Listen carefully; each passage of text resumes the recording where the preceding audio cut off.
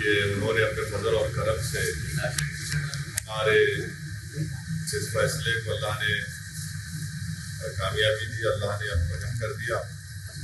मैं बिहार की आवाम का भी शुक्रगुजार हूँ। पार्टी के तमाम कैंडिडेट्स को उन्होंने वोट दिया, अपनी मोहब्बतों से नवाजा। मैं शुक्रगुजार हूँ उन 5 असेंबली कॉन्स्टिट्यूंसीज के तमाम राय दहिंदगान का, जिम्मेदारों का, मजलिस पार्टी के तमाम मेंबर्स का, जिन्होंने जनाब अख्तर ईमान साहब को कामयाब किया। दूर से हमारे गुलाम सरवर साहब को वैसी से कामयाब किया, सरवर आलम को खुशाद आमन से कामयाब किया, तौसीफ आलम को बहादुरगंज से कामयाब किया और मुर्शिद आलम को जोकीहाट से। और मैं साथ ही साथ शुक्रिया अदा करना चाहूँगा हमारे बिहार रियासत के सदर जनाब अख्तर ईमान साहब का, आफ्ताब साहब का, आदिल हसन साहब का और तमाम वहाँ के मजलिस के जिम्मेदारों का, कि उनकी बड़ी मेहनत कोशिशें रही कि हम इस 5 सीट पर कामयाबी हासिल कर पाए और बहुत से मुकामात पर हमको एक बड़ी तादाद में वोट भी मिले। मैं शुक्रिया अदा करना चाहूँगा जनाब इम्तियाज जलील साहब का, मुफ्ती इस्माइल फासली साहब का, जो उनके असम्बली मालेगांव हैं, और महाराष्ट्र से जो तमाम मजलिस के जिम्मेदार आए, दिल्ली से आए, उनका शुक्रिया अदा करता हूँ। हैदराबाद से अहमद दलाला साहब के, और वो जिम्मेदार थे अमूर विधानसभा के लिए, और जनाब माजिद शेख साहब का खास तौर से जो तौसीफ आलम साहब की विधानसभा बहादुरगंज में मेहनत किए, और तमाम मजलिस के अराकीन बल्दिया का, जो बंगाल से भी आए, झारखंड से भी आए। बहरहाल एक कलेक्टिव इज्तिमाई कोशिश थी, और मैं सीमांचल की जनता का शुक्रिया अदा करूंगा। खास तौर से उन्होंने मजलिस इत्तेहादुल मुस्लिमीन को अपनाया, उसको अपनी आवाज बनाया, और हमको उम्मीद है कि इंशाअल्लाह ताला ये जो फैसला आया है, जहाँ से हम अब तक हमारे 5 मेंबर्स रुकने असेंबली और एमएलए बने, इंशाअल्लाह वो सीमांचल की इंसाफ के लिए लड़ाई करेंगे, वहाँ पर डेवलपमेंट का काम करवाएंगे। और साथ ही साथ मैं जो नतीजा बिहार में आया है वो एक अवामी नतीजा है, हम उसको कबूल करते और हम मुबारकबाद देते हैं और अपनी नेक तमन्नाओं का इजहार करते हैं मौजूदा वज़ीर आला जनाब नीतीश कुमार साहब का। और हमारी पार्टी की तरफ से ये कोशिश होगी कि बिहार और सीमांचल में विकास हो, सीमांचल में भी बहार आए, सीमांचल में भी बच्चों की मौत ना हो, सीमांचल की महिलाओं के लिए, वहाँ के बच्चों के लिए स्कूल, अस्पताल, पुल, ब्रिज बने, इंडस्ट्रीज आए वहाँ पर। इस सिलसिले में हम उनको अपना पूरा तारुफ पेश करेंगे। मैं शुक्रगुजार हूँ जुबली हिल्स की असेंबली कॉन्स्टिट्यूंसी के तमाम वोटर्स का, राय दहिंदगान का, कि उन्होंने जनाब नवीन यादव को अपने वोटों से कामयाब किया। यहाँ पर भी मैं हमारे मजलिस के दोनों MLCs का, जनाब रहमत साहब का, रियाजुल सनाफंदी का, जनाब कौसर साहब का, जनाब यासिर अरफात का, अनवर सादात का, फराज साहब का और जानी मियाँ का, और ऐसे बेशुमार मजलिस के जिम्मेदारों का जो बड़ी मेहनत की उसको।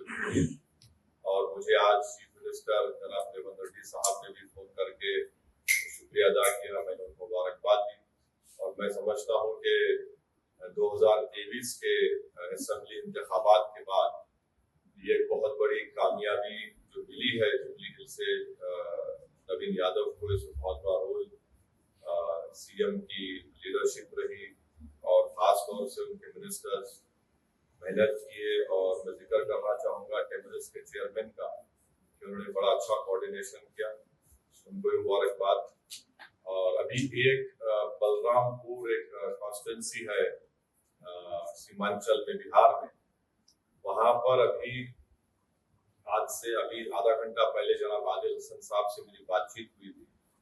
उनके 4 EVMs खराब हैं, उन्होंने जो कहा कह रहा हूँ, तो VVPAT से काउंटिंग करना चाह रहे, और आदिल हसन 700 वोट से पीछे है अभी। और वो जो काउंटिंग होगी, हमें यकीन है कि बातपुर एक इलाका है जो बड़ा स्ट्रॉन्ग होल्ड है मजलिस मजलिस का। तो मुझे उम्मीद है कि अगर वो हो जाएगा तो इंशाअल्लाह आदिल हसन को कामयाबी मिलेगी। अल्लाह से हमारी दुआ है कि अल्लाह उनको कामयाब कर दे ताकि मजलिस के एक और MLA में इजाफा हो सके। मगर अभी तक कोई क़तई तौर पर इंफॉर्मेशन मेरे पास नहीं आई है।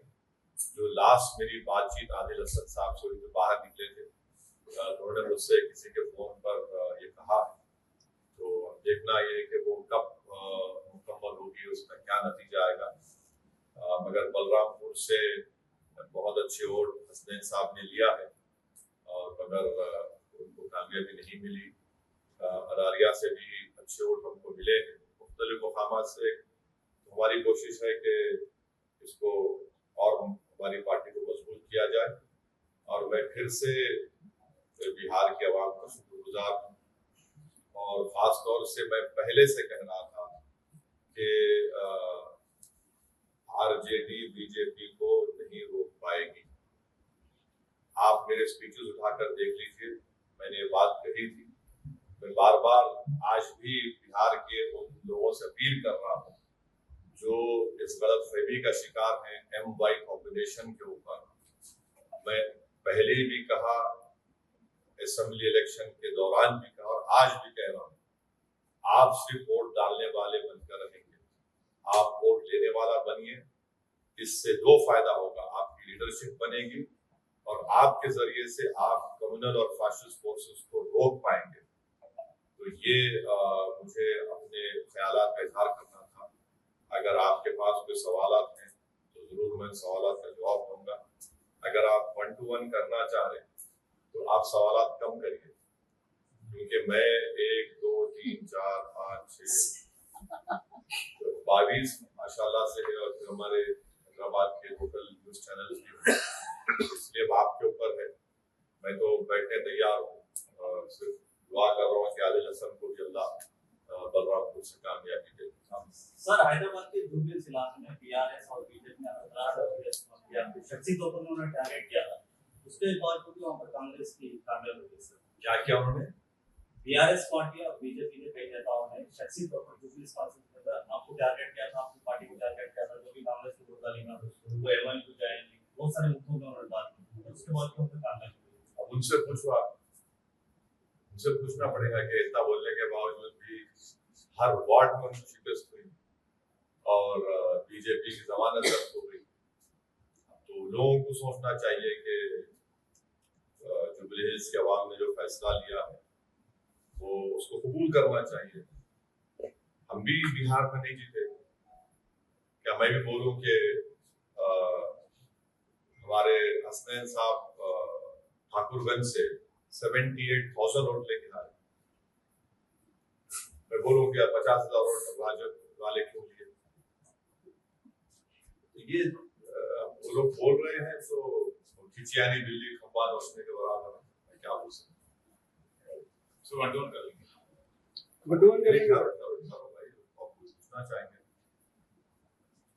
सर KTR सर से जब पूछा गया तो यही बोले कि हम तो मैच खड़े हुए हैं, असद साहब क्यों चले गए, दोस्त क्यों ना रहा, तो उसमें सवाल पे देखिए, ये संगम पिक्चर का गाना अच्छा दिखता है, ये सियासत है। मैं अपनी पार्टी को लेके आगे बढ़ना चाहता हूँ, मैं किसी के इंतजार में या फिराक में नहीं ठहर सकता हूँ। मैं आपको पहले से बोला था जब आप तमाम लोग दारुसलाम को आए थे कि क्यों आप नवीन यादव की तारीफ कर रहे हैं।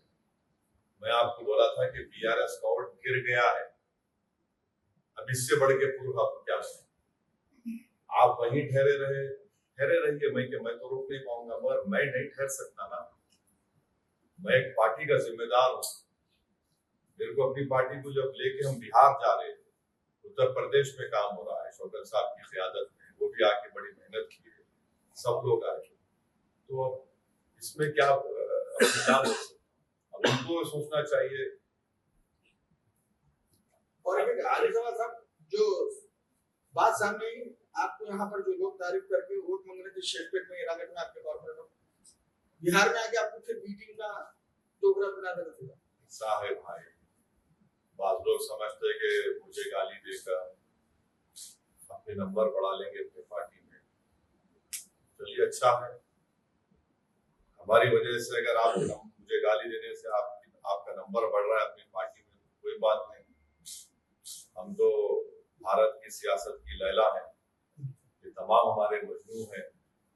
और बाज़ाबत होता क्या है कि अजहरुद्दीन का गुस्सा असदुद्दीन पे निकालता है, तो मैं क्या कर सकता हूँ उसमें, कोई बात नहीं, चलते रहता। मगर अवाम ने, अल्लाह सुब्हानहू व तआला ने हमारे फैसले की लाज रखी और उम्मीद करते कि चीफ मिनिस्टर रेवंत रेड्डी इस बड़ी कामयाबी को लेकर और अच्छा करेंगे तेलंगाना की आवाम के लिए। शहर में जो इंफ्रास्ट्रक्चर की अभी कमी है, सिविक एमिनिटीज है, सीवरेज लाइन है, इस वाटर सप्लाई है, 2 BHK का है, सबको अच्छा इम्प्रूव करेंगे और ताकि तेलंगाना और जुबली हिल्स में डेवलपमेंट करवाएंगे ताकि इससे अवाम का, गरीब अवाम का फायदा हो सके। तो महागठबंधन क्या कांग्रेस के साथ नहीं, इतना जल्दी कुछ बोल नहीं सकते। जब सही वक्त आएगा उस वक्त मैं अपनी राय का इज़हार करूंगा। मुझे अपनी पार्टी के जिम्मेदारों से मशवरा करके ये फैसला लेना पड़ेगा, तो बहुत जल्दी नहीं हो सकता। महागठबंधन के जो नतज इस वक्त आप देख रहे हैं सर, आप इसको किस नजरिए से देखते हैं कि कहाँ पर महागठबंधन की चूक हुई है? क्या यहाँ पे उन्होंने अवेसी फैक्टर को यूज करना चाहा? आरजेडी के तेजस्वी यादव ने आपको एक्सट्रीमिस्ट भी कहा था और फिर 18% मुसलमानों को रखते हुए नाम डिप्टी सीएम के नाम ना देना, तो क्या ये तमाम जादू बेकार चला गया वहां पर? जाहिर है वो अपनी शिकस्त का तज्जिया करें तो पता चल जाएगा बहुत से चीजों का, मगर ये हमको नजर आ रहा है। यहाँ पर कई ऐसे साहबियां हैं जो है, फिर बाद में आप ऑफ द रिकॉर्ड पूछ लो उनसे मैं उनको क्या बोला था, कितने सीट आएंगे एनडीए। तो ऐसे कई हमारे साहबी दोस्त हैं, हमारे दोस्त हैं। मैं सबसे एक एप्रीहेंशन का इजहार कर रहा था कि देखो ये लोग इस तरह आगे बढ़ रहे हैं, तो बड़ी अफसोस की बात है कि मेरी बात जो मैंने करा था वो सच हो गई, जिसका खदशा था मेरे को। तो अब ये उनको सोचना है कि क्यों वो लोग बीजेपी को नहीं रोक पा रहे।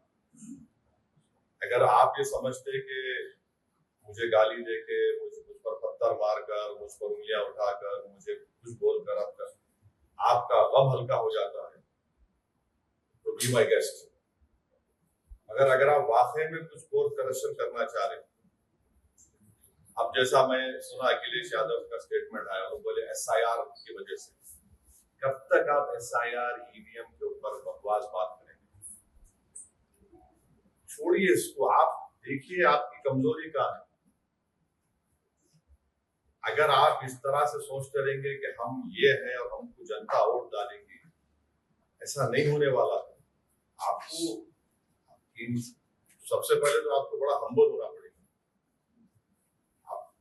अगर आप ये समझेंगे कि हम राजा हैं और वोटर हमारी प्रजा है, तो वो जमाना खत्म हो गया। ओवैसी अगर बिहार में इलेक्शन लड़ते हैं तो ये कहा जाता है कि वोट कट करने के लिए आए, जबकि जन स्वराज ने खाता भी नहीं खोला। तो आप इस पर क्या कहना चाहिए? एक बात सुनिए, अगर इंडिया अलायंस नहीं जीत रहा वहां पर, कितने 30 सीटों पर शायद नहीं मालूम, 30 और 34 पे अगर आप बोल सकते कि दूसरे समाज ने हम वोट नहीं दिया, आप नहीं बोल सकते ना। क्या बोल सकते इस कास्ट ने हम वोट नहीं दिया, आप नहीं बोलते। मगर आप ये समझते कि मुसलमान आपका एक कैप्टिव है, बंधुआ मजदूर है। कब तक आखिर ऐसा आप बोलते रहेंगे? हम तो मुस्लिम समाज से अपील कर रहे हैं कि आप वोट डालने वाले मत बनिए, सिटीजन बनिए। वोटर मत बनिए, सिटीजन बनेंगे तो सिटीजन राइट्स आपको मिलेंगे। अगर आप वोट डालने वाले बनेंगे तो फिर इलेक्शन के बाद आपको सिर्फ ना सिर्फ बुलाया जाएगा, बल्कि आप पर जो आफतें आती हैं उसको रूफ भी नहीं बोलते। ये हम कंसिस्टेंटली बोल रहे हैं। उम्मीद करते हैं कि इस नतीजे से पूरे देश में एक पैगाम जाएगा, खास तौर से अल्पसंख्यक समाज के माइनॉरिटीज को, मुसलमानों को, और जो सेकुलर जहन रखने वाले लोग हैं। हम उम्मीद करते हैं कि वो देखें कि क्या क्या रीजंस हैं। आप उठाकर सिर्फ दो चीजों को बोल देंगे तो फिर ये नहीं होने वाला है। पप्पू यादव ने कहा था कि अगर आमोर एमआईएम जीतती है तो वो पॉलिटिक्स छोड़ देगी। अब नहीं मालूम उनको कौन कौन छोड़ के, बहुत से लोग छोड़ के चले गए उनको। अब और कौन कौन छोड़ते, वो क्या करते, मेरे को नहीं, मैं तो नहीं बोला ऐसा। मैं ये बोला हूँ कि पहला इलेक्शन हम हारे थे, हम बोले सीमांचल नहीं छोड़ेंगे। दूसरा जीते हम, 5 जीते, आप हमारे एमएलए उसको तोड़े, हम जीते, हम तोड़े, हमने कहा नहीं छोड़ेंगे सीमांचल। आज फिर हम कह रहे हैं अल्लाह ने हमको कामयाबी दी, हम सीमांचल नहीं छोड़ेंगे। हम जहाँ पे जाते छोड़ते नहीं, वो मेहनत करते। हम इस तरह के दावे नहीं करते। अब जो इस तरह के दावे किए हैं, अब ये सवाल उनसे पूछना आप पर वाजिब है। सर एनडीए के जो नताइज हैं, अगर वीराज सिंह का जो पहले वाला बयान है उसको जोड़ दिया जाए कि मुसलमान नमक हराम होते हैं, वोट नहीं देते हैं, तो क्या आज मुसलमानों ने एनडीए को वोट नहीं दिया हो? अख्तर अली खान के खिलाफ सभा दफर खड़े थे, सभा दफर खड़े थे ना, नहीं जीत पाए, वोट मिला उनको। तो अब सभा दफर से उनको पूछना चाहिए। ठीक है, हो गया सर, लाइक करेंगे। हाँ चलिए, कौन स्टार्ट करेंगे? Ladies first. अगर आप ये वीडियो YouTube पर देख रहे हैं तो हमारे चैनल को सब्सक्राइब कर बेल आइकन दबाएं, और Facebook पर देख रहे हैं तो हमारे पेज को लाइक करें।